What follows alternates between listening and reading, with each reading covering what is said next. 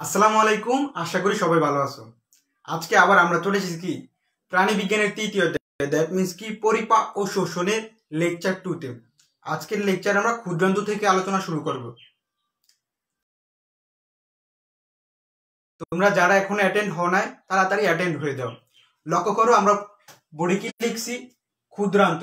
ক্ষুদ্রান্ত কি তিনটা পার্ট রয়েছে ক্ষুদ্রান্তের, কি ডিউডেনাম, জেজুনাম, ইলিয়াম। কি ডিউডেনাম, জেজুনাম, ইলিয়াম। এটা আমরা কিভাবে মনে রাখতে পারি, কেননা এইখান থেকে তোমার এই তিনটা থেকে ম্যাথ কোশ্চেন আসছে। এটা আমরা কিভাবে মনে রাখতে পারি, ডিজে ইলিয়াস দ্বারা। কি ডিজে ইলিয়াস দ্বারা মনে রাখতে পারি, ডিজে ইলিয়াস। এই জিনিসটা বলার আগে আমরা দেখতেছি একটু জিনিস, পড়ালেখার কনসেন্ট্রেট তুমি কিভাবে আনবে। পড়ালেখার কনসেন্ট্রেট আনার একটা বিষয় আছে, তোকে আগে ভিজুয়ালাইজ করতে হবে। চোখ বুঝে তুমি ভিজুয়ালাইজ করতেছো, তুমি একটা পাবলিক জায়গায় চান্স পাইছো, তখন যেই তোমার ভিতরে একটা শান্তি। আর তুমি এমনিতেই এই নেক্সট ইয়ার ঠিক এই সময় যদি ব্যাচ 21 হয়ে থাকো, তোমার কিন্তু কোনো পথ থাকবে না তখন।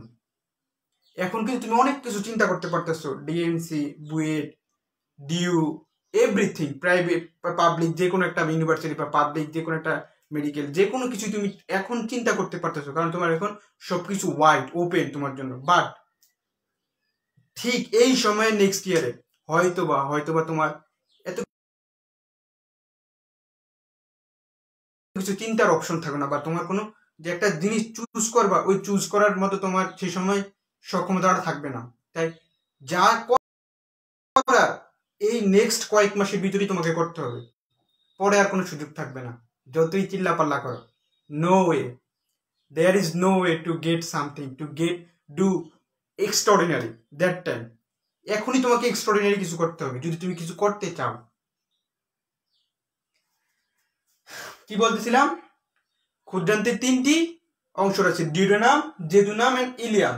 এটা থেকে ম্যাথে আসছে। এখন ক্ষুদ্রান্তের তিনটি অংশ আবার বৃহদান্তের তিনটি অংশ আছে, আমরা বৃহদান্ত যখন পাবো তখন দেখাবো। এদের মধ্যে একটা কি কন্ট্রোভার্সি সৃষ্টি হয়, এই কন্ট্রোভার্সি থেকে কিভাবে রক্ষা পাবো একটু লক্ষ্য করো।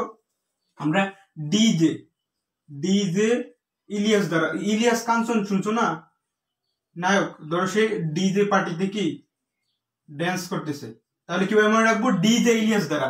ডি দ্বারা ডিউরেনাম, তোমরা যারাই সালাম দিছো আমি দেখতেছি, জেজুনাম এন্ড ইলিয়াস, ইলিয়াস দ্বারা কি ইলিয়াম। দেখতেছি তোমাদের রেসপন্সটা একটু।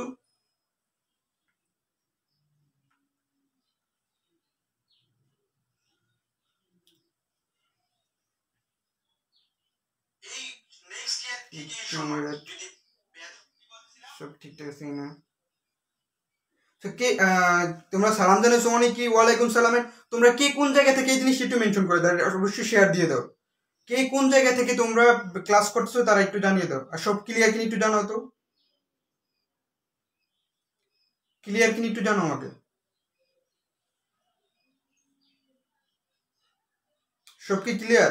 অনন্যা সরকার, আদব ভাইয়া, তারপর ফারিহা লাবণ্য ওয়ালাইকুম সালাম, জান্নাতুল ফেরদৌস ওয়ালাইকুম সালাম, শিমু ওয়ালাইকুম সালাম, মধুপল বাবলা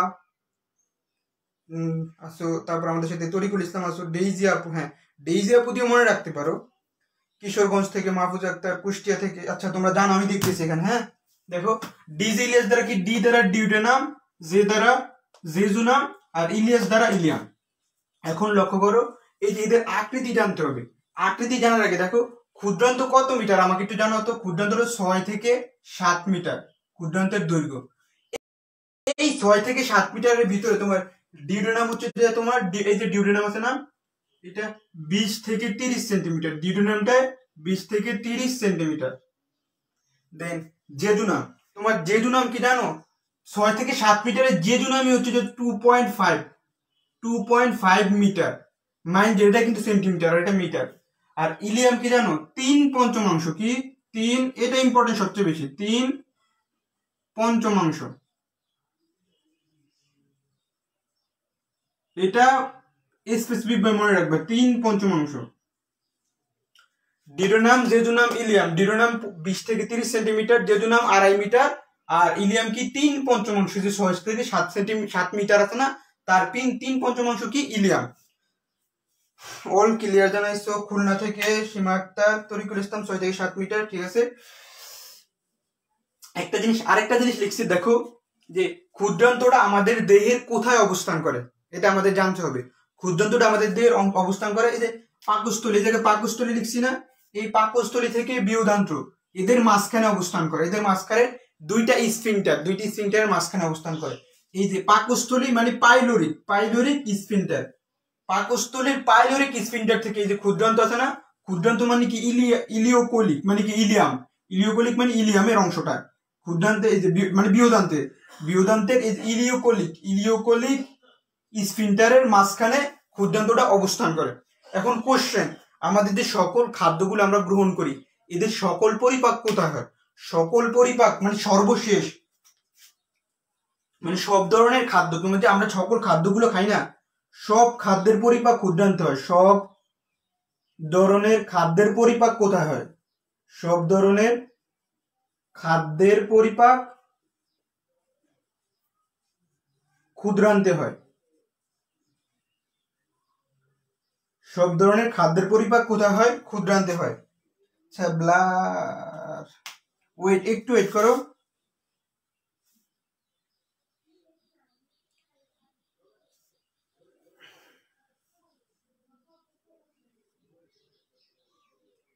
আচ্ছা একটু ক্লিয়ার হয়েছে কিন্তু জানাও তো।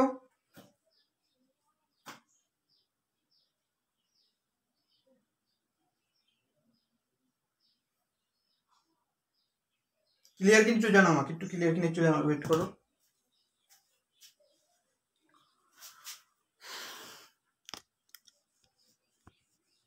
ব্লার হওয়ার তো কথা না।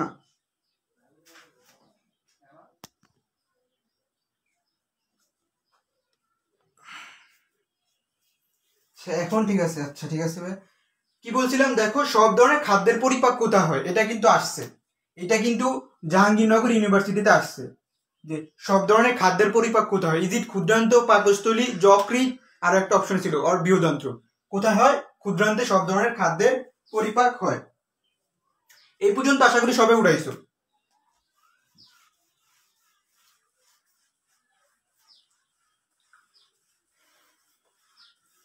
নেক্সট আমরা রসে যাবো। রস 3 প্রকার। রস কয় প্রকার একটু জানাও তো?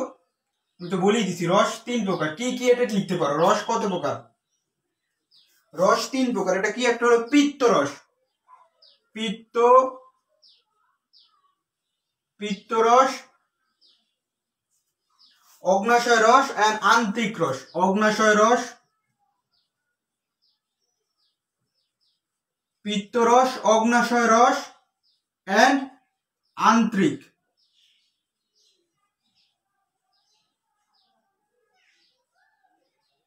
পিত্ত, অগ্নাশয় এন্ড আন্ত্রিক 3 প্রকার রস পাই আমরা। এটা কিন্তু খুব ইম্পর্টেন্ট।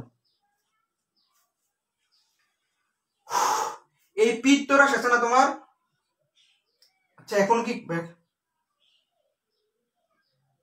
লেখা কি বোঝা যায় না? ক্লিয়ার হবে, একটু ওয়েট করো তো।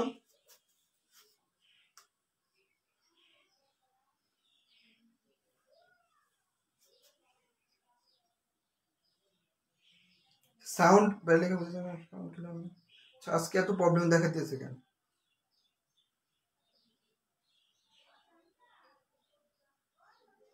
এখনো কি ব্লার?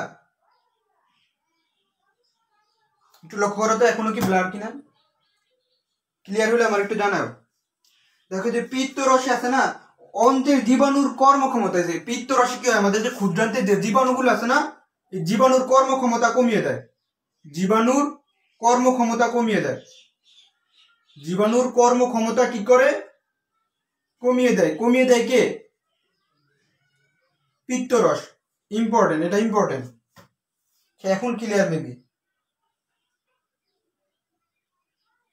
এখনো ক্লিয়ার না? কি হইতেছে?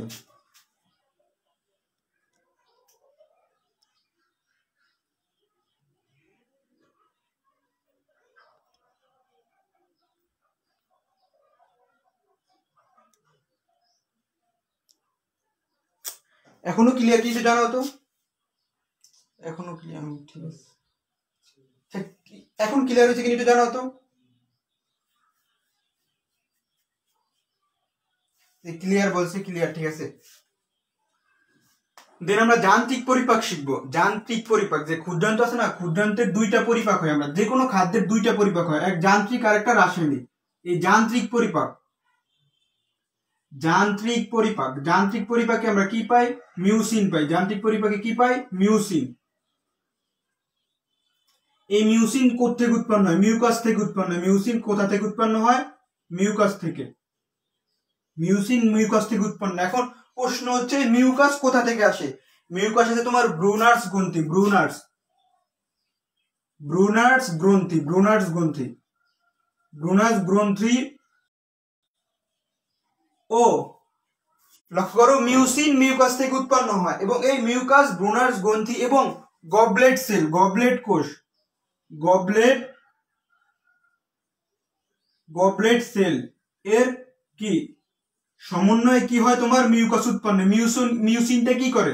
মিউসিনটা তোমার খাদ্যকে পিচ্ছিল করে, খাদ্যকে পিচ্ছিল করে। আমাদের মুখে খাদ্য নিই না, তারপর পাকস্থলিতে যায়, পাকস্থলীর পর ক্ষুদ্রান্তে আসে, ক্ষুদ্রান্তে আসার পর এই যে খাদ্যগুলি একটু পিছলা মানে পিচ্ছিল করে। পিচ্ছিল না হলে কিন্তু পরিপাক হবে না তোমার বিষ্ঠাকারে। দেখো, খাদ্যকে পিচ্ছিল করে কে? খাদ্যকে পিচ্ছিল করে তোমার মিউসিন। মিউসিন আসে কোত্থেকে? মিউকাস থেকে। এখন মিউকাস কিসের কি দ্বারা গঠিত হয়? ব্রুনাস গ্রন্থি প্লাস গবলেট সেল থেকে গঠিত হয়। এটা ম্যাটে আসছে।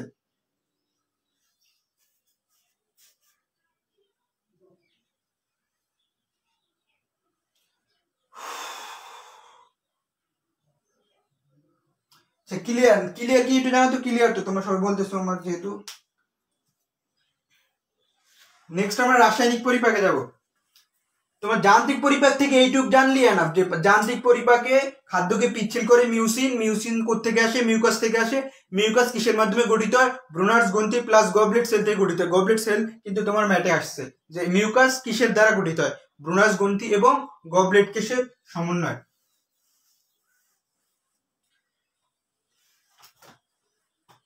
দেন আমরা রাসায়নিক পরিপাক পড়ব।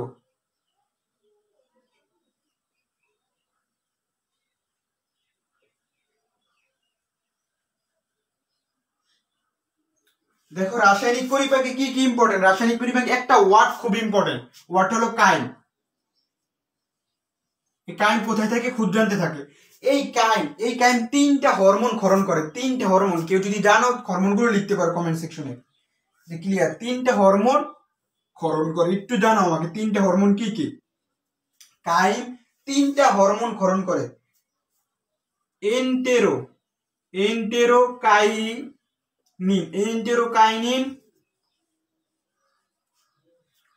Secretin, enterokinin, secretin and cholecystokinin, CHOLE,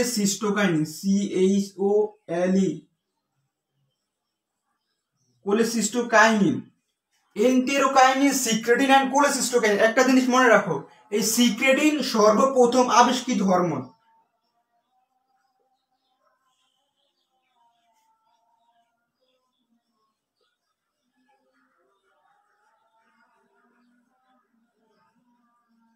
কি লিখছি আমি?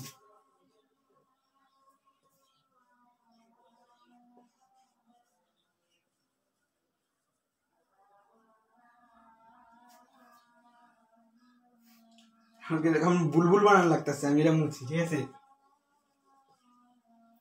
ইংরেজিতে লিখি।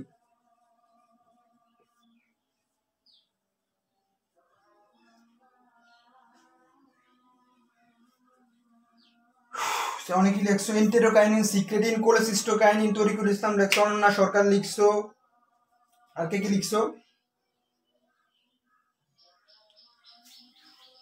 এটা মনে রাখবা, সিক্রেটিন সর্বপ্রথম ইনভেন্টকৃত হরমোন।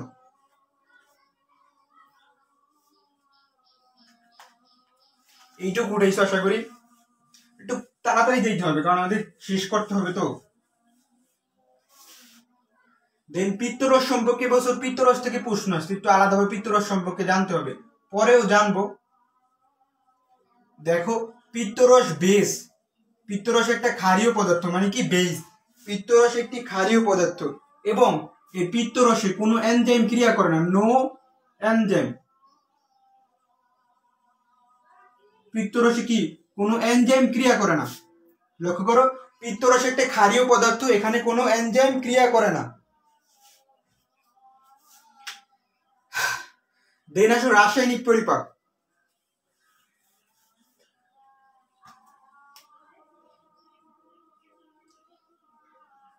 ক্ষুদ্রান্তের রাসায়নিক পরিপাক, যান্ত্রিক পরিপাক থেকে এইটুক জানলে না।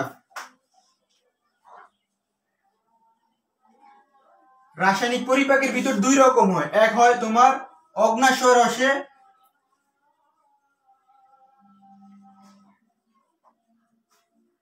এক হয় অগ্ন্যাশয় রস আর এক হয় আন্তরিক রস। আন্তরিক রসটা জাস্ট তুমি রিডিং দিবা বই থেকে,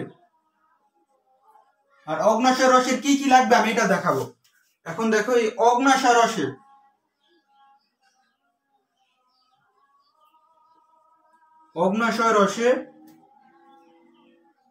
কার্বোহাইড্রেট পরিপাক, কার্বোহাইড্রেট পরিপাক। কার্বোহাইড্রেট পরিপাকের ভিতরে কি কি দেখি আমরা? Starch plus glycogen, starch plus glycogen থেকে কি উৎপন্ন হয়? স্টার্চ প্লাস গ্লাইকোজেন থেকে মল্টোজ উৎপন্ন। এখানে কোন এনজাইমটা থাকে আমাকে জিনিসটা একটু লিখে দাও, কোন এনজাইমটা থাকে এই জিনিসটা একটু আমাকে লিখে দাও। এই মল্টোজ থেকে কি উৎপন্ন হয়? মল্টোজ থেকে গ্লুকোজ, মল্টোজ থেকে কি গ্লুকোজ উৎপন্ন হয়। এখানে কোন এনজাইম থাকে? এখানে অনেকে লিখছো, স্যার আবার ব্লার হয়ে গেছে। দেখো starch plus glycogen amylose,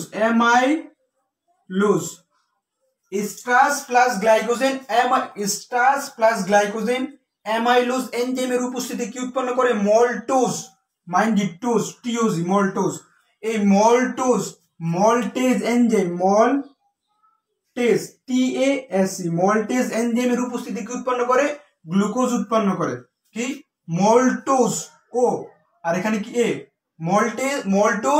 maltase এনজাইমের উপস্থিতি কি উৎপন্ন করে? গ্লুকোজ উৎপন্ন করে।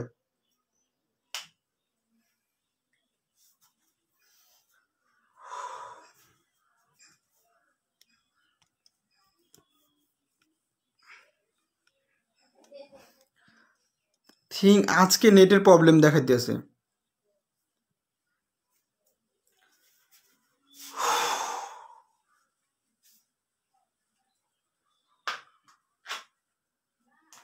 দেন আসো প্রোটিন পরিপাক। কার্বোহাইড্রেট পরিপাকের পর আসো প্রোটিন। 2 নাম্বার কি? প্রোটিন পরিপাক। প্রোটিন পরিপাকে কি কি হয়? ট্রিপসিনোজেন,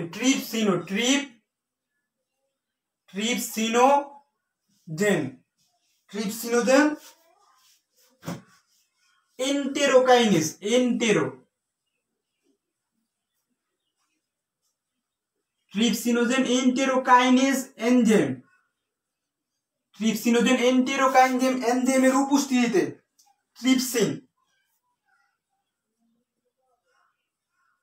ট্রিপসিন উৎপন্ন করে। এই ট্রিপসিনোজেন কি জানো? ইনঅ্যাক্টিভ মিন্স কি জানো? এটা নিষ্ক্রিয়। ট্রিপসিনোজেন ইনঅ্যাক্টিভ, এটা নিষ্ক্রিয়। বাট এন্টেরোকাইনেজ নামক এনজাইমের উপস্থিতিতে ট্রিপসিন নামক কি সক্রিয়, দ্যাট মিন্স কি অ্যাক্টিভ এনজাইম উৎপন্ন করে। এইটা এই যে কিছুদিন আগে এএফএমসি এক্সাম হয়েছে না, এএফএমসি এক্সাম, এটা আসছে।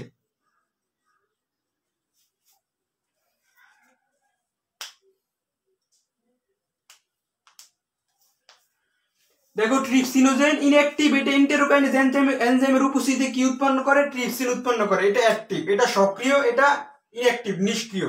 এনজাইম কি? এন্টেরোকাইনেজ। এটা কোথায় আসছে? এএফএমসি এক্সামে আসছে। এন্ড এখানে দেখো প্রোটিওজ, ক্লিয়ার হয় না এখনো? একটু জানা তো ক্লিয়ার কিনা।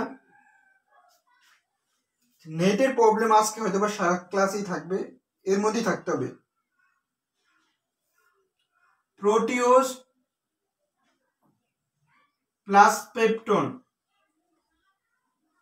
প্রোটিওজ প্লাস পেপটোন কি এনজাইমের উপস্থিতি কি উৎপন্ন করে একটু বলো তো। প্রোটিওজ প্লাস পেপটোন কোন এনজাইমের উপস্থিতি? পলিপেপটাইড। পলিপেপটাইড।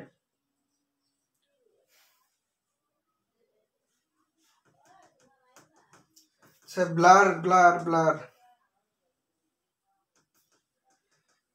দেখো আজকে তোমরা একটু মানিয়ে নাও, কিছু করার নাই। Proteose plus peptone trypsin. Trypsin trypsin trypsin এনজাইমের উপস্থিতিতে কি উৎপন্ন, কয়েকবার কিন্তু বলি তোমাদের, পলিপেপটাইড উৎপন্ন করে। প্রোটিওজ প্লাস পেপটোন ট্রিপসিন এনজাইমের উপস্থিতি কি উৎপন্ন করে? পলিপেপটাইড উৎপন্ন করে।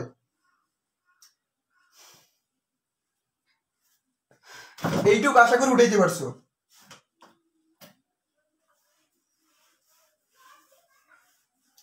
নেক্সটে দেখো আরেকটা জিনিস, এই প্রোটিনের ভিতরে আরেকটা জিনিস, প্রোটিনের ভিতরে কি কাইমোট্রিপসিন। আচ্ছা এখনো ক্লিয়ার কিনা? ট্রিপসিন অজন্তা ইসলাম মোহাম্মদ জানাইছে ট্রিপসিন। আচ্ছা একটু জানা তো ক্লিয়ার কিনা?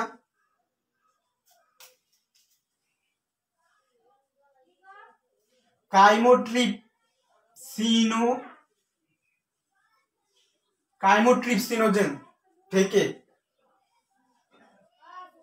এটা ইনঅ্যাক্টিভ। নিষ্ক্রিয় কাইনোট্রিপসিনোজেন থেকে সক্রিয় কাইমোট্রিপসিন, অ্যাক্টিভ কাইমোট্রিপসিন উৎপন্ন করে। এখানে কোন এনজাইম কাজ করে একটু জানো তো? এখানে ট্রিপসিন ট্রিপসিন ট্রিপসিন নামক এনজাইম কাজ করে। লক্ষ্য করো, কাইমোট্রিপসিনোজেন নামক নিষ্ক্রিয়, that means inactive enzyme trypsin নামক এনজাইমের উপস্থিতিতে কাইমোট্রিপসিন নামক অ্যাক্টিভ অণু উৎপন্ন করে। ক্লিয়ার আছে? ক্লিয়ার ভাই, দেখছো ক্লিয়ারই।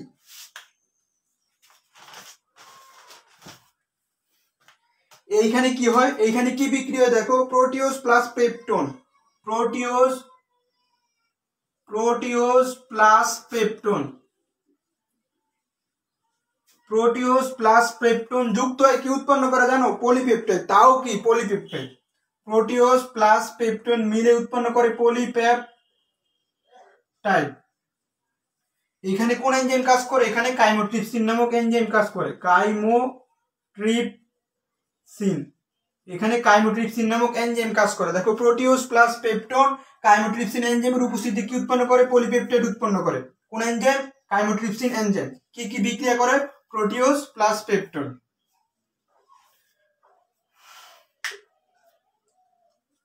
দেন আমরা স্নেহ পরিপাকে যাব।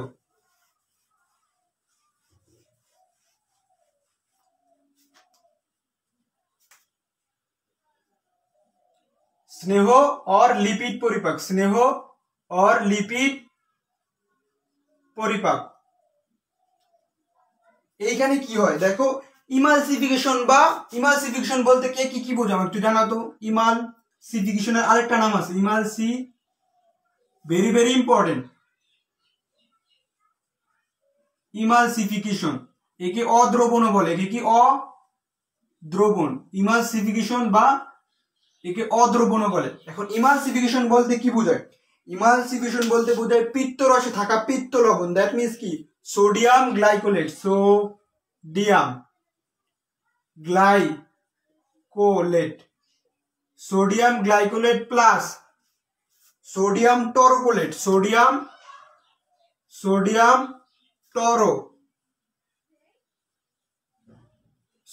Glycolate plus sodium taurocholate. এরা কি বড় বৃহৎ অণু। এরা কি বৃহৎ স্নেহ অণু। এদের কি হয়? এদের হয় তোমার ক্ষুদ্র ক্ষুদ্র কণায় পরিণত হয়। এরা কি লিপিডের উপস্থিতিতে এরা কি হয়? এই বৃহৎ অণুগুলো কি ক্ষুদ্র ক্ষুদ্র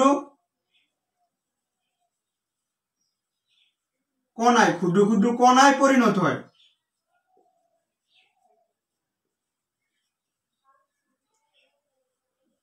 লক্ষ্য করো, ইমালসিফিকেশন বলতে এখন তুমি কি বুঝবা, কারণ এটা তোমার কতে আসবে। এমসিকিউতে ইমালসিফিকেশনের এই লবণগুলো থাকবে। এখান থেকে রাজশাহী ইউনিভার্সিটিতে কোশ্চেন আসছে, চট্টগ্রাম ইউনিভার্সিটিতে কোশ্চেন আসছে, এন্ড কতে তুমি বিভিন্ন বোর্ডে প্রশ্ন পাবে। এটা ইমালসিফিকেশন বলতে কি বোঝায়? তাহলে ইমালসিফিকেশন বলতে কি বোঝায়? পিত্তরসে থাকা পিত্ত লবণ, মাইন্ড দিন পিত্তরসে, এটা কিন্তু কি এই লবণগুলো কোথায় থাকে? পিত্তরসে থাকে, পিত্ত রসে। যেহেতু এরা পিত্ত রসে থাকে তাই এদেরকে কি বলা হয়? পিত্ত লবণ। পিত্ত রসে থাকা পিত্ত লবণ কি?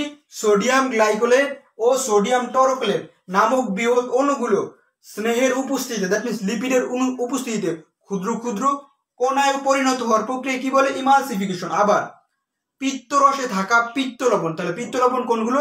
সোডিয়াম গ্লাইকোলেট ও সোডিয়াম টরোকলেট। এরা কি লিপিডের উপস্থিতিতে কি ক্ষুদ্র ক্ষুদ্র কণায় পরিণত হওয়ার প্রক্রিয়া কি বলে? ইমালসিফিকেশন অর অদ্রব্রণ। আচ্ছা, কাজী রাজিয়া সুলতানা মুক্তা বলছো ওয়ালাইকুম সালাম। আচ্ছা, এখানে আরেকটু আমি নিজে দিয়ে লিখে দিই, দেখো স্নেহ কণা, এখানে কি স্নেহ কণা, স্নেহ কণা মানে কি লিপিডের কি দানা, লিপিডের দানা কি উৎপন্ন করে? এখানে FA, that means fatty acid plus glycerol. FA means কি? Fatty acid. অনেক সময় FA দিয়ে লিখে, তাহলে তুমি বলতে পারতে ভাই আপনি তো ডাইরেক্ট ফ্যাটি অ্যাসিড লিখতে পারতেন না, আমি শর্ট ফর্মটা দেখালাম, কারণ এটা প্রশ্ন অনেক সময় FA লেখা থাকে, তখন তুমি বুঝবেই না যে কি বলছে। এটা কিসের উৎপন্ন হয়? স্নেহ কণা। এটা কিন্তু তুমি শুধু স্নেহের ক্ষেত্রে খালি এইটা লিখতে পারলে না, অগ্নাশয় বা আন্তরিক যে কোনো এক অগ্নাশয় রস বা আন্তরিক রস এটা আইডেন্টিফাই করার দরকার নাই। তুমি স্নেহ পরিপাক তুমি লেখো, যেই জায়গায় লেখো দেখবা যে স্নেহ কণা lipase, lipase mind it, lipase very very important একটা কি এনজাইম, ইম্পর্টেন্ট। এখানে আমি দেখাই দিচ্ছি, এই স্নেহ কণা লাইপেজ এনজাইমের উপস্থিতি কি উৎপন্ন করে? Fatty acid plus glycerol. এটা মনে রাখবে, এটা মনে রাখবা।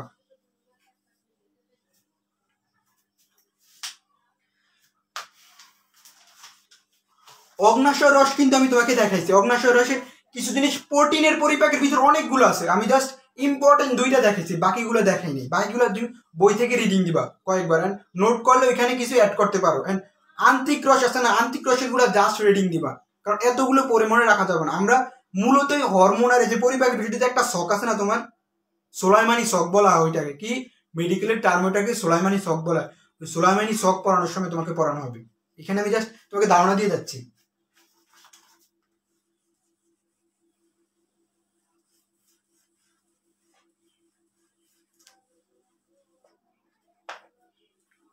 নেক্সট আসো পরিপাক গ্রন্থি। গতকালই আমি প্রথম লেকচারে বলছি পরিপাক গ্রন্থি কত প্রকার বলো তো? পরিপাক গ্রন্থি প্রথম দিক দিয়ে পড়াইছি, পরিপাক গ্রন্থি কত প্রকার? পরিপাক গ্রন্থি তোমার 5 প্রকার। কি বলো তো? আজকে আবার দেখাচ্ছি। লালা গ্রন্থি, লালা গ্রন্থি, যকৃৎ, অগ্নাশয়, লালা গ্রন্থি, যকৃৎ, অগ্নাশয়। ক্ষুদ্রান্ত নাকি বৃহদান্ত? না, ক্ষুদ্রান্ত বৃহদান্ত না, একটু জানো তো। 5 প্রকার বলছো, শিমু, মোমো, অনন্যা সরকার, আনান্না ইসমা। নেক্সট কি? গ্যাস্ট্রিক গ্রন্থি, গ্যাস্ট্রিক গ্রন্থি। এই ক্লাসের মাধ্যমে কিন্তু তোমার পড়াগুলো কমপ্লিট হচ্ছে। এন্ড আন্তরিক গ্রন্থি, কারণ আমরা লাইন বাই লাইন ইম্পর্টেন্ট যেগুলো সবগুলো পড়াচ্ছি। 2 লেকচারে কিন্তু ক্লাস শেষ করা যায়, এমন ভাবে জাস্ট তোমাকে দেখিয়ে দেওয়া আর পড়িয়ে দেওয়া, লিখে লিখে পড়িয়ে দেওয়া ডিফারেন্স আছে। গ্যাস্ট্রিক গ্রন্থি, আন্তরিক গ্রন্থি, দেখো লালা গ্রন্থি, যকৃৎ, অগ্নাশয়, গ্যাস্ট্রিক গ্রন্থি, আন্তরিক গ্রন্থি কি এই 5 প্রকার কি? পরিপাক গ্রন্থি। এটা থেকে ম্যাথে কোশ্চেন আসছে, বিগত ক্লাসেও মেবি বলছিলাম। দেন আমরা গত ক্লাসে লালা গ্রন্থি সম্পর্কে জানছি, আজকে আরেকটু জানবো, আরেকটু ডিটেলসে জানবো। বলতো লালা গ্রন্থি কত জোড়া বা কতটি? লালা গ্রন্থি 3 জোড়া। কত? 3 লালাগ্রন্থি কত 3 জোড়া বা কয়টি 6টি, এইটাই ডেটে প্রশ্ন আসছে। লালাগ্রন্থি 3 জোড়া। এখন এই লালাগ্রন্থি 3 জোড়া কি কি? Parotid, parotid, submandibular, parotid, submandibular and sublingual, parotid and submandibular and sublingual. গতকালকে একটা জিনিস বলি নাই, তাই আজকে এখানে দেখো প্যারোটিড যে সবচেয়ে বড় গ্রন্থি, এইটা আসছে সবচেয়ে বড় লালা গ্রন্থি কোনটি? সবচেয়ে বড় লালা গ্রন্থি কি? প্যারোটিড। সবচেয়ে বড় লালা গ্রন্থি প্যারোটিড। এইটা তোমার চট্টগ্রাম ইউনিভার্সিটিতে আসছে, এইটা তোমার রাজশাহী ইউনিভার্সিটিতে আসছে। সবচেয়ে বড় গ্রন্থি প্যারোটিড, সাবম্যান্ডিবুলার, ম্যান্ডিবুলার। হ্যাঁ, প্যারোটিড তরিকুল ইসলাম বলছো 3 জোড়া বা 6টি। এখন বলো তো, এই যে লালা গ্রন্থি আছে না, লালা গ্রন্থিতে তোমাকে জানতে হবে কি পিএইচ। এগুলো পড়বা, মানে মুখস্থ থাকে না আমি জানি, তাও পড়তে হবে। পিএইচ 6.2 থেকে 7.4। একজন মানুষ কতটুকু ক্ষরণ করে একদিনে? 1200 থেকে 1500 মিলিলিটার। এটা লিটারে কনভার্ট করে দেখবা, লিটারে 1.2 থেকে 1.5 লিটার। এটা গত ক্লাস টেস্টের এক্সামে ছিল, ফার্স্ট লেকচারের ক্লাস টেস্টের এক্সাম এটা ছিল। এইটা আমি অপশনে দিচ্ছি, এটা কিন্তু দেইনি। এখানে কিন্তু আমি দেখছো 1200 থেকে 1500 অপশনে রাখছি, কিন্তু মিলিলিটার দেখে আমি কি লিখছি? লিটার দিচ্ছি অপশনে। যেহেতু অনেকেই দেখছি আমি যে এইটা উত্তর দিছে, কিন্তু তারা একক দেখে না। একক কিন্তু লিটার হইলে কিন্তু 1.2 থেকে 1.5 লিটার হবে, আর মিলিটার হলে 1200 থেকে 1500 হবে। দেখাই দিছি কোন জায়গায় ভুল হতে পারে। এখন এই যে লালা গ্রন্থি আছে না, লালা গ্রন্থিতে পানি কতটুক থাকে? লালা গ্রন্থিতে তোমার পানি থাকে 95.5 থেকে 99.5%। এইটুক জানলে এনাফ। জৈব অজৈব পদার্থ থাকে 0.2 থেকে 0.3%। এন্ড গ্যাস 100-র ভিতরে তোমার অক্সিজেন থাকে 25, অক্সিজেন 1 মিলিলিটার থাকে, কার্বন ডাইঅক্সাইড 25 মিলিলিটার থাকে। এই জিনিসগুলো গ্যাস রেটিং দিবা। লালাগ্রন্থি শেষ। লালাগ্রন্থি শেষ বলতে এখনো আরো কিছু জিনিস আছে, ওই জিনিসটা আমাদের জানতে হবে। কাজ, লালাগ্রন্থির কাজ, ফাংশন অফ লালাগ্রন্থি, function of saliva. Saliva means কি? কাজ। কাজের ভিতর কি? এরা মিউসিন ক্ষরণ করে। আগেই বলছি মিউসিন কি বলতো, আগে বলছি মিউসিন মিউকাস থেকে উৎপন্ন হয়। সেখানে কি ব্রুনার গ্রন্থি আর কি থাকে এটা আমাকে জানাও। গবলেট সেল থাকে।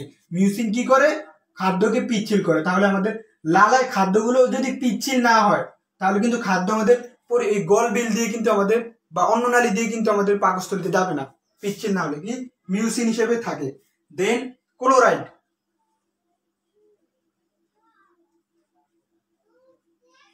এই ক্লোরাইডটা ভেরি ভেরি ইম্পর্টেন্ট। এই ক্লোরাইড কি করে জানো? এটা কিন্তু কোশ্চেনে আসছে, এটা কোচিং কোশ্চেনে তুমি পাবা, কোচিং এর কোশ্চেনে পাবা। ক্লোরাইড কি করে? স্যালাইভারি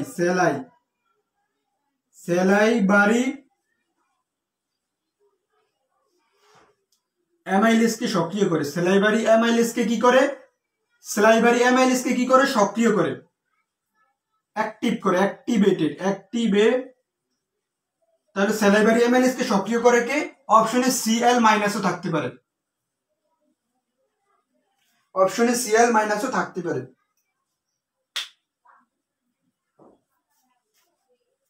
দেন স্যালাইভারি অ্যামাইলেজ একটা এনজাইম কাজ করে। এনজাইমটা হলো কি জানাও তো?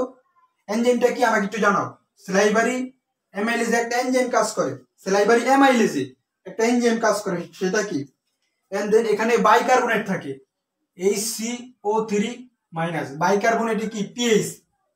বাইকার্বনেটের পিএইচটা আমাকে একটু জানাও। Goblet cell, Brunner's plus goblet cell বলছো অনেকে, তরিকুল ইসলাম, যাই হোক। দেন এখানে লাইসোজাইম এনজাইম থাকে। কি? লাইসোজাইম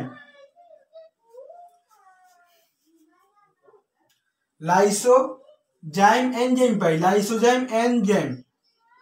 এখানে কি আমরা লাইসোজাইম এনজাইম পাই। এন্ড বা লাস্ট ইমিউনোগ্লোবিন, এটাও ইম্পর্টেন্ট, এটা কৃষিতে আসছে। এগ্রিকালচার আছে। আমি প্রত্যেকটা ভার্সিটির কোথায় কোথায় কোশ্চেন আছে এই জিনিসগুলো কিন্তু বলে দিচ্ছি। Immunoglobulin, immunoglobulin, immunoglobulin. ইমিউন মানে কি? ইমিউন মানে কি? আমাদের ইমিউন বলতে কি বোঝায় জানো?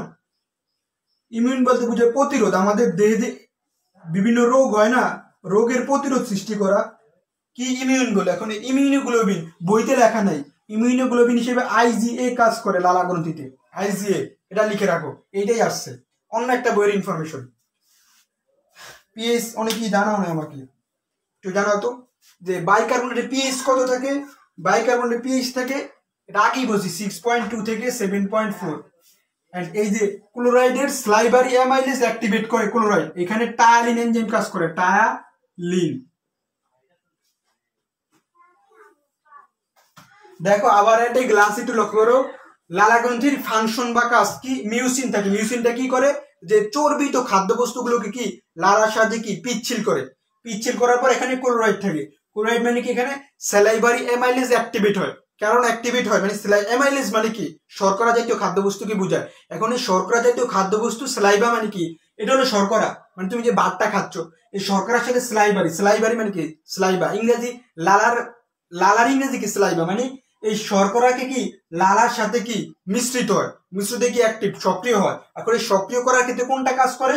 পাকস্থলীর যে এনজাইমটা, টায়ালিন এনজাইমটা কাজ করে, মুখ গহ্বরের এনজাইম টায়ালিন, এই টায়ালিন এনজাইমটা কাজ করে। এনজাইমটা কাজ করার পর এখানে একটা পিএইচ এর বিষয় আছে। পিএইচ বিষয়টা কিরকম? কারণ পিএইচ স্বাদ কিন্তু তোমার পানির কাছাকাছি, পানি একটু মুখে না হইলে কিন্তু খাদ্যটা কিন্তু শক্ত শক্ত খাদ্য কি খাওয়া যায়? তখন পানির পিএইচ জানি কত আমরা, স্বাভাবিক পিএইচ কত? 7 না? দেখো 6.2 থেকে 7.4, মানে পানির পিএইচ এর কাছাকাছি, যার ফলে খাদ্যটা কি আরো একটু কি নরম হয়। নরম হওয়ার পর গলবিল দিয়ে যেতে চায়। এখন এই যাওয়ার ক্ষেত্রে একটা এনজাইম কাজ করে, এনজাইমটা কি? Lysozyme enzyme. এটা ইম্পর্টেন্ট আছে, লাইসোজাইম এনজাইম। এন্ড এই লাইসোজাইম এনজাইমের পর এখন যে আমরা যে খাদ্যগুলো গ্রহণ করি, মুখের ভিতর যে খাদ্যগুলো থাকে না, এই খাদ্যগুলো তো যদি বিভিন্ন ধরনের জীবাণু থাকে, ধরো বিভিন্ন জীবাণু তো আমাদের খাদ্যের ভিতর থাকতে পারে, এই খাদ্যের জীবাণুগুলোকে রেজিস্ট্যান্স করে, মানে কি প্রতিরোধ করে, জীবাণুগুলোকে মেরে ফেলে, মানে আমাদের শরীরকে কি রক্ষা করে, ইমিউন ক্ষমতা বৃদ্ধি করে। এটা কি করে? আইজিএ, আইজিএ নামক অ্যান্টিবডি। এটা কি? এটা একটা কি অ্যান্টিবডি। আই থিঙ্ক লালার টোটাল কাজটা তোমাকে দেখানো হয়েছে। নেক্সট এন্ড লাস্ট টপিক আজকে, যকৃৎ, লিভার।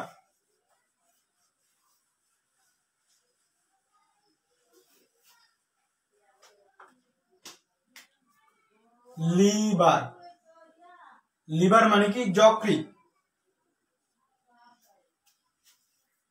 যকৃতের ক্ষেত্রে সবচেয়ে ইম্পর্টেন্ট হচ্ছে বহিঃকরা এবং অন্তঃক্ষরা। বহিঃক্ষরা প্লাস অন্তঃক্ষরা, বহিঃক্ষরা ও অন্তঃক্ষরা গ্রন্থি হিসেবে কাজ করে। যকৃৎ কি বহিঃক্ষরা ও অন্তঃক্ষরা গ্রন্থি হিসেবে কাজ করে। আরেকটা জিনিস জেনে রাখবা তোমায়, না হলে আমি পরের দিন জানাবো যে কোন কোন গ্রন্থিগুলো, কোন কোন গ্ল্যান্ডগুলো বহিঃক্ষরা অন্তঃক্ষরা গ্রন্থি হিসেবে কাজ করে, এটা জানতে হবে। এটা কি? মানব দেহের জৈব রসায়নাগার বলা হয়। যকৃৎকে কি বলা হয়? মানব দেহের জৈব রসায়নাগার বলা হয়। মানব দেহের জৈব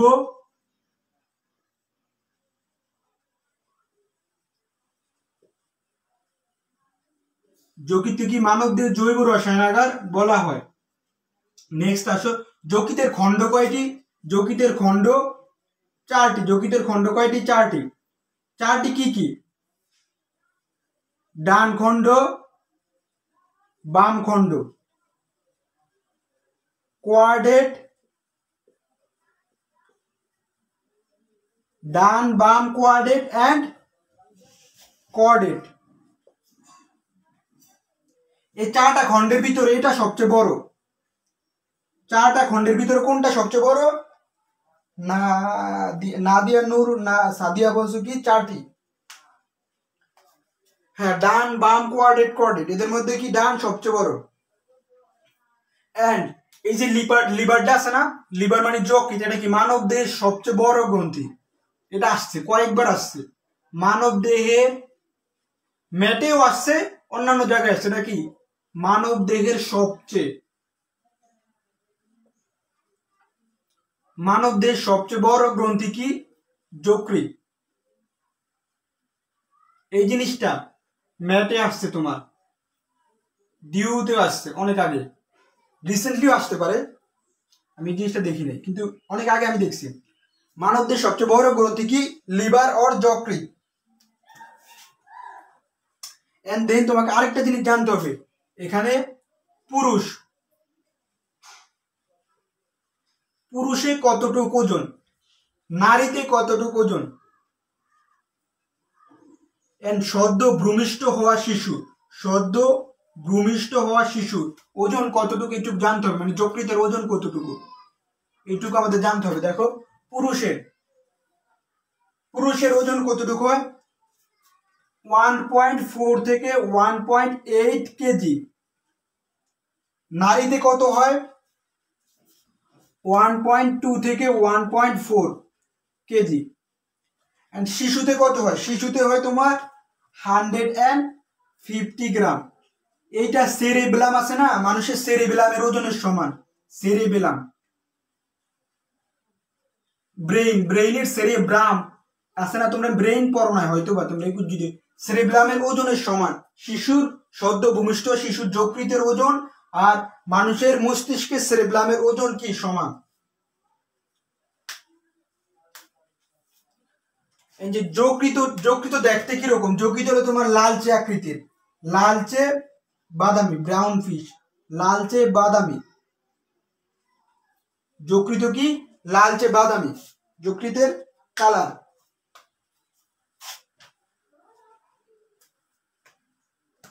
এন্ড এই যে এই চার্ট আছে না, এই চার্টটা দেখতে কিরকম?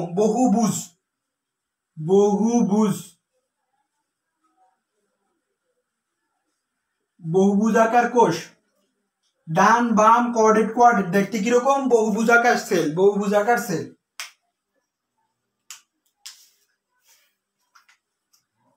এখন আমরা আরেকটা বেসিক জানবো, তারপরে শেষ দিব।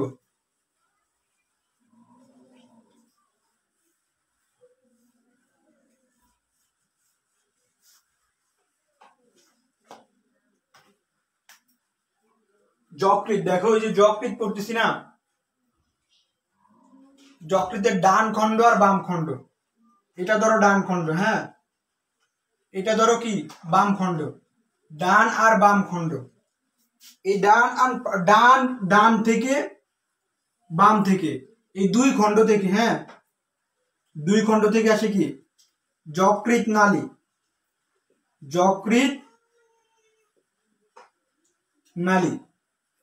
এই যকৃৎ নালী কি হয়? এই যে যকৃৎ নালী আছে না, যকৃৎ নালীটা ডান আর বাম যকৃৎ নালী এসে কি হয়? অভিন্ন। এই যে এইটা একটা যকৃৎ নালী, এইটা একটা যকৃৎ নালী, এই দুইটা যকৃৎ নালী একসাথে এসে কি হয়? অভিন্ন হয়ে যায়। ভিন্ন মানে সেপারেট, আর অভিন্ন মানে কি? মিউচুয়াল হয়েছে দুইজন, তাহলে কি অভিন্ন যকৃৎ নালীর সৃষ্টি করে।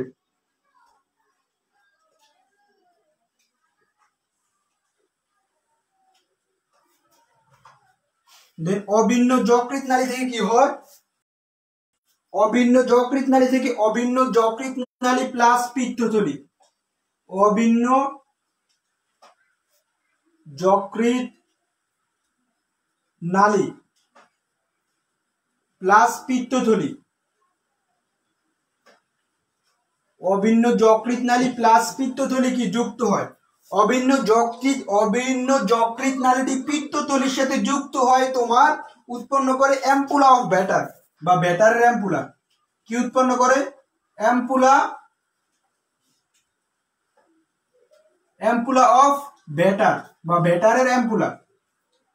এটা ম্যাথে আসছে, পুরো প্রসেসটাই আসছে, কারণ আগে অনেক বড় কোশ্চেন থাকতো, বড় কোশ্চেনের অপশনও বড় থাকতো, এভাবে আসছে। অ্যাম্পুলা অফ ব্যাটারের পুরো গঠনটা তোমার অপশন এইভাবে ভেঙে দিছিল জিনিসগুলো। কি? অ্যাম্পুলা অফ ব্যাটার কোত্থেকে উৎপন্ন হয়? যকৃতের, ধরো আমি একটা মানুষ, ধরো আমাকে যকৃৎ দাও, হ্যাঁ, আমার একটা ডান হাত, তোমার ক্ষেত্রে হয়তো এটা বাম হাত বোঝাচ্ছে, এটা ডান হাত, এটা বাম হাত। ধরো এই দুইটা হাত না, দুইটা হাত থেকে দুইটা নালী এভাবে গেছে, দুইটা নালী একসাথে গেছে, এভাবে গিয়ে কি যুক্ত হয়েছে, যুক্ত হয়ে কি দুইটা অভিন্ন হয়ে গেছে না, তখন কি হয়েছে? অভিন্ন যকৃৎ নালী হয়েছে। অভিন্ন যকৃৎ নালীটা কি হয়েছে? অভিন্ন যকৃৎ নালীটা তোমার পিত্তথলি, যে আমার পিত্তথলি যেমন পিত্তের সাথে যুক্ত হয়েছে, অভিন্ন যকৃৎ না, এটা পিত্তথলির সাথে যুক্ত হয়ে কি হয়েছে, পিত্তথলির সাথে যুক্ত হয়ে অ্যাম্পুল অফ ব্যাটার গঠন করছে। এখন অ্যাম্পুল অফ ব্যাটার কি? অ্যাম্পুল অফ ব্যাটারই হচ্ছে যে আমার এই অভিন্ন যকৃৎ নালী আর পিত্তথলির সংযোগ। এখন এই অ্যাম্পুল অফ ব্যাটারটা একটা জায়গায় উন্মুক্ত হয়, এটাও আসছে। এই অ্যাম্পুল অফ ব্যাটারটা ডিওডেনামে উন্মুক্ত হয়। কোথায় উন্মুক্ত হয়? ডিওডেনামে উন্মুক্ত হয়। এইটা এক্সেপশনাল ভাবে আসছে যে অ্যাম্পুল অফ ব্যাটার কোথায় উন্মুক্ত হয়? ম্যাটে। অ্যাম্পুল অফ ব্যাটার উন্মুক্ত হয় কোথায়? ডিওডেনামে উন্মুক্ত হয়। কোথায়? ডিওডেনামে উন্মুক্ত হয়। আজকে এই পর্যন্ত, আশা করি এইটুক সবার ক্লিয়ার। আর এখান থেকে যেটুকু পড়ানো হয়েছে লেকচার 1 লেকচার 2, এর বাইরে থেকে কোশ্চেন না আসার পসিবিলিটি তোমার 90%। যেটুক পড়ানো হয়েছে এইটুক থেকে আসবে। আমি ভুল বললাম? হ্যাঁ, কি হলো? মানে যেটুক পড়ানো হয়েছে এরপর তুমি যদি তোমার যে মেইন বইটা আছে না, মেইন বইটা এখন এই লেকচারের শেষে মেইন বইটা জাস্ট 15 মিনিট তুমি রিডিং দিবা, যেটুক পড়ে, তাহলে কি তোমার মাথায় টোটালি এগুলো কি সিলেক্ট হয়ে যাবে। এগুলো আর কি রিমুভ হওয়ার কোনো পসিবিলিটি হবে, আনইনস্টল হওয়ার সম্ভাবনা নেই। এগুলো কি ইনস্টল হয়ে যাবে। কি তোমার ফোনে যেমন অ্যাপস ইনস্টল হয়, তদ্রুপভাবে তোমার মাথায় এই যে জিনিসগুলো পড়ানো হয়েছে, তুমি যদি বইটা 10 মিনিট এখন দেখো, তোমার মাথায় এগুলো ইনস্টল হয়ে যাবে। পরবর্তী দীর্ঘদিন যাবত এগুলো থাকবে তোমার মাথায়। এরকম না যে 20 দিন 25 দিন পর ভুলে যাবে, তোমার 2 মাস 3 মাস থাকবে। আবার যদি তুমি কিছুদিন পর 15-20 দিন পর আবার একটু রিভিশন দাও, দেখবে এটা আরো দীর্ঘস্থায়ী হবে তোমার মাথায়। এভাবে কিন্তু পড়ার একটা, প্রত্যেকটা জিনিসের একটা প্রসেস আছে। তদ্রুপভাবে এরকম পড়ালেখা করার একটা নির্দিষ্ট প্রসেস আছে, তোমাকে প্রসেস মেনটেন করতে হবে। এখন বইতে কিন্তু সব জিনিস আছে, সব জিনিস পড়ে কিন্তু চান্স পাওয়া যায় না। পড়তে হবে সিলেক্টিভ পড়ালেখা। সিলেক্টিভ পড়ালেখা পড়তে হবে যে কোনো একটা, যে আমরা কখনই তোমার পেইড বেস করবো কিনা আমি জানি না, পেইড বেস হয়ে আমরা নাই, ফ্রি ক্লাস করে যতদিন পারি করি, যতদিন তোমাদের সাহায্য করতে পারি। আর আমরা কিন্তু এই ক্লাসগুলো শেষে কিন্তু আমার ক্লাস টেস্ট নেই, কেউ অ্যাড হইতে চাইলে অ্যাড হইতে পারো। তো ডিওডেনাম উন্মুক্ত আজকে এই পর্যন্ত, সবাই ভালো থাকো।